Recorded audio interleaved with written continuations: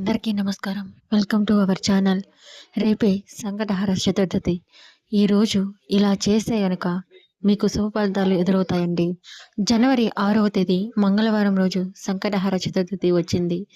సంకటహర చతుర్థి రోజు గణపతిని పూజించాలి. మంగళవారం రోజున వచ్చే సంకటహర చతుర్థికి చాలా విశిష్టత కలిగి ఉంటుంది. ఇది చాలా శక్తివంతమైన సంకటహర చతుర్థి. ఈ రోజున ప్రతి ఒక్కరూ వినాయకుని వ్రతం ఆచరించాలి. మీ ఇంట్లో ఉన్న వస్తువులతోనే చాలా సులభంగా ఈ వ్రతాన్ని చేసుకోవచ్చు. సంకటహర చతుర్థి రోజున ఎవరైతే గణపతిని వ్రతాన్ని ఆచరిస్తారో అలాంటి వారి కష్టాలన్నీ తొలగిపోయి కోరిన కోరికలు అన్నీ వెంటనే నెరవేరుతాయి. జీవితంలో సుఖ సంతోషాలు చేకూరుతాయని సాక్షాత్తు ఆ వినాయకుడు వరమిచ్చాడు. కాబట్టి సంకటహర చతుర్థి రోజున వ్రతాన్ని ఆచరిస్తారో వారికి అఖండ రాజయోగం వరిస్తుంది. కాబట్టి ఇంతటి గొప్ప అవకాశాన్ని ఎవరు మిస్ చేసుకోకండి. ఇలాంటి మంచి రోజు మళ్ళీ రాకపోవచ్చు. ఎందుకంటే సంకటహర చతుర్థి రోజున ఎన్నో కుబేర యోగాలు ప్రయోగాలు ఏర్పడుతున్నాయి. ఈ గడియలలో గణపతి వ్రతాన్ని ఆచరిస్తే మీ ఇల్లంతా ఐశ్వర్యంతో నిండిపోతుంది. ఈ రోజున గణపతి వ్రతాన్ని ఎలా ఆచరించాలి, ఈ వ్రతాన్ని చేయలేని వారు ఎలాంటి పరిహారాలు పాటించాలి అన్న విషయాల గురించి ఈ వీడియోలో తెలుసుకుందామండి. ఈ వీడియోని స్కిప్ చేయకుండా చూడండి.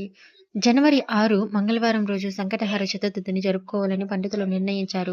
ఈ రోజు చేసే గణపతి పూజలకు 1,00,00,000 రెట్ల పుణ్య ఫలాలు లభిస్తాయని పొందవచ్చని ఈ వ్రతాన్ని ఆచరించేవారు ఉదయాన్నే నిద్రలేచి తలస్నానం చేసి ఇల్లంతా శుభ్రం చేసుకుని ఇల్లంతా పసుపు నీళ్లు చల్లుకోవాలి. ఇంటి గుమ్మం ముందు ముగ్గు వేసి ఇంటి గడపలకు పసుపు రాసి కుంకుమ బొట్లు పెట్టి గణపతి పూజను ప్రారంభించాలి. ముందుగా మీ పూజా గదిలో ఉన్న గణపతి చిత్రపటాన్ని శుభ్రంగా తుడిచి గంధం రాసి కుంకుమ బొట్టు పెట్టి పూలతో అలంకరించుకోవాలి. ఈ రోజు ఎరుపు రంగు పూలతో గణపతిని పూజిస్తే మీ కష్టాలన్నీ తొలగిపోతాయి. అలాగే మందార పూలతో గణపతిని పూజిస్తే అఖండ రాజయోగం సిరి సంపద సిద్ధిస్తుంది. ఈ విధంగా గణపతిని అలంకరించి గణపతి ముందు ఒక నెయ్యి దీపాన్ని వెలిగించండి. స్వామివారికి నైవేద్యంగా చిన్న బెల్లపు ముక్కను అయినా సమర్పించవచ్చు. తర్వాత ఒక ఎరుపు రంగు వస్త్రాన్ని దానికి కుంకుమ బొట్లు పెట్టి వస్త్రాన్ని గణపతి ముందు పరచాలి. దాని మీద 3 గుప్పిళ్ళ బియ్యము, 2 ఎండు ఖర్జూరాలు, 2 వక్కలు అలాగే దక్షిణం వేసి ముడుపు కట్టాలి. ముడుపు కట్టేటప్పుడు మీ కష్టాలను కోరికలను గణపతికి చెప్పుకుంటూ ముడుపు కట్టాలి. ఈ ముడుపును గణపతి ముందు ఉంచి ఒక టెంకాయను పగలగొట్టి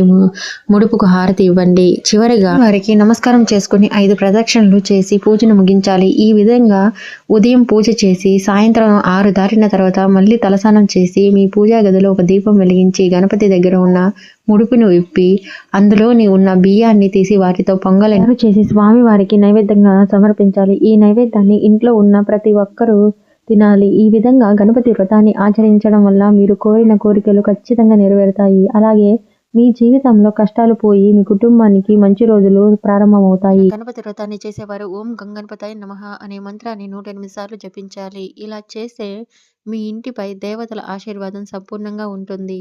మీ మనసులోని కోరికలు వెంటనే నెరవేరుతాయి. అంటే 21 గరిక ఆకులతో తీసుకుని గణపతి పటం ముందు పెట్టి మీ మనసులో ఉన్న కోరికను కోరుకోండి. ఎటువంటి కోరికైనా సరే ఖచ్చితంగా నెరవేరుతుంది. ఈ రోజున గణపతి వ్రతాన్ని చేయలేని వారు మీ పూజా గదిలో ఉన్న గణపతి పటం ముందు 108 గరికల ఆకులను పెట్టి దీపం వెలిగించండి. ఇలా చేసిన కూడా గణపతి ఆశీర్వాదం మీ కుటుంబంపై ఎల్లవేళలా ఉంటుంది. మీ భర్త ఆదాయం రెట్టింపు అవ్వాలని చతుర్థి రోజున వినాయకుడి పటం ముందు 5 తమలపాకులను పెట్టి మీ భర్త బాగా సంపాదించాలని గణపతికి నమస్కారం చేసుకుని ఆ తమలపాకులను మీ బీరువాలో పెట్టుకోండి. ఇలా చేస్తే నెల రోజులలో మీ భర్త ఆదాయం ఖచ్చితంగా పెరుగుతుంది. అలాగే రావడం ప్రారంభమవుతుంది. ముఖ్యంగా ఈ చతుర్థి రోజున జమ్మి చెట్టును ముట్టుకుంటే విపరీతమైన అదృష్టం కలిగిస్తుంది. జమ్మి చెట్టు నీడలో నిలబడినా చాలు మీ జాతకంలో అదృష్టం తాండవిస్తుంది. మీకు మంచి రోజులు ప్రారంభమవుతాయి. జిల్లేడు మొక్కను మొక్కగా భావిస్తారు. కాబట్టి ఈ సంకటహర చతుర్థి రోజున జిల్లేడు చెట్టుకు పసుపు నీళ్లను పోస్తే పెళ్లి కాని వారికి త్వరగా పెళ్లి అవుతుందని నమ్మకం. చాలా మందికి సొంతంటి కల కూడా ఉంటుంది. అలాంటి వారి కూడా ఈ సంకటహర చతుర్థి రోజున గోమాతకు పచ్చిగడ్డిని తినిపించండి. గోమాతలో 3 దేవతలు కొలువై ఉంటారు. స్వయంగా మీ చేతుల మీదుగా ఆవుకు ఆహారాన్ని తినిపించి గోమాతకు నమస్కారం చేసుకుంటే మీ సొంతింటి కల ఖచ్చితంగా నెరవేరుతుంది. ముఖ్యంగా ఈ రోజున 21 యాలకులను తీసుకుని వాటితో ఒక యాలకుల మాలను తయారు చేసి గణపతి పటానికి వేసి ఇలా చేస్తే జీవితాంతం కష్టాలు లేకుండా రాజయోగాన్ని అనుభవిస్తారు. అన్నిటికన్నా ముఖ్యంగా ఈ చతుర్థి రోజున స్నానం చేసేటప్పుడు నీటిలో కొంచెం పసుపు వేసుకొని స్నానం చేయండి. ఇలా చేస్తే మీ జాతకంలో విపరీతమైన అలాగే అప్పుల సమస్యలతో బాధపడేవారు ఈ సంకటహర చతుర్థి రోజున ఉదయం తలస్నానం చేసి రుణగ్రహీత గణేశ స్తోత్రం చదవండి. ఈ స్తోత్రం చాలా శక్తివంతమైనది. ఈ శక్తివంతమైన స్తోత్రాన్ని చదువుతారో వారికి ఉన్న కష్టాలన్నీ తొలగిపోయి అష్టైశ్వర్యాలు చేకూరుతాయి. చాలా మంది ధనవంతులు అవ్వాలని అనుకుంటారు, కోరుకుంటారు కూడా.